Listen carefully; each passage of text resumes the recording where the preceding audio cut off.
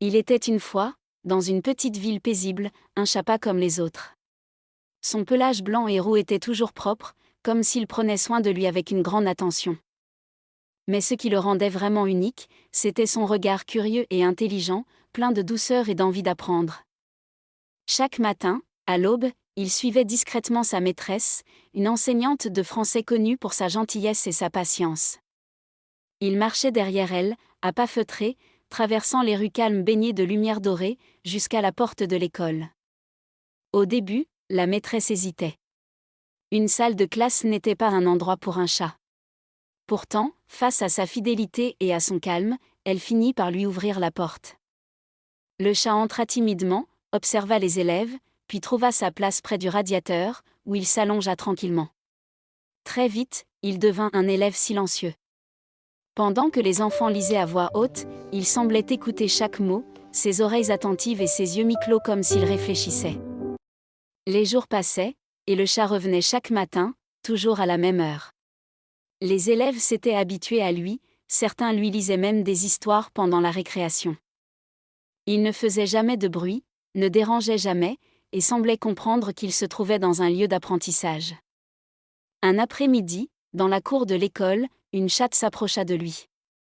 C'était sa mère.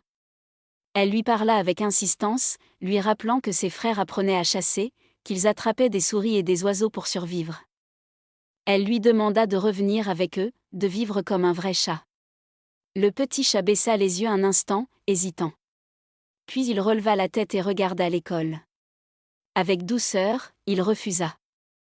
Il voulait rester propre, rester ici, et continuer à apprendre auprès de sa maîtresse.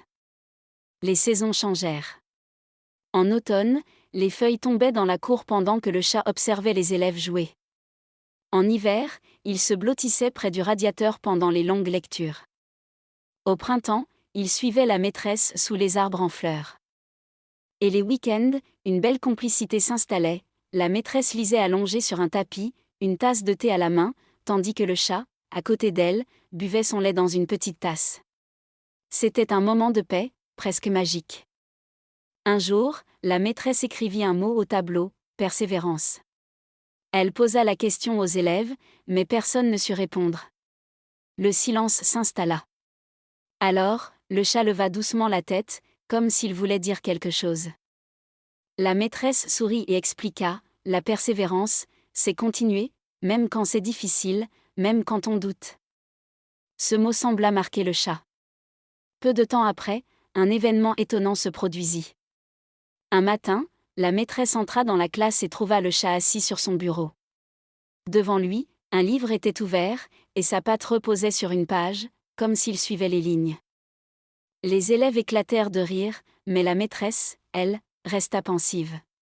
Et si ce chat comprenait vraiment ? À partir de ce jour, elle décida de lui apprendre les lettres. Elle lui montra l'alphabet, répéta les sons, forma des mots simples. Les élèves participaient avec enthousiasme. Le chat, lui, semblait concentré. Il regardait, écoutait, revenait chaque jour, sans jamais abandonner. Avec le temps, il reconnut les mots les plus simples. Il réagissait quand on les prononçait. Il tournait même les pages avec sa patte, sous les regards émerveillés des enfants. Ce qui avait commencé comme un jeu devint une véritable aventure. Les années passèrent, et l'histoire du chat se répandit dans toute la ville. Des visiteurs venaient le voir, curieux de découvrir ce chat pas comme les autres. Assis fièrement sur le bureau, entouré d'enfants attentifs, il incarnait la patience et l'effort. Et chaque fois que quelqu'un demandait le secret de ce miracle, la maîtresse répondait simplement, avec un sourire. La persévérance fait des miracles. N'oubliez pas de liker et de vous abonner à ma chaîne YouTube. Activez la cloche pour ne rien rater. Vous allez être épanoui avec mes belles histoires et plein d'autres surprises incroyables.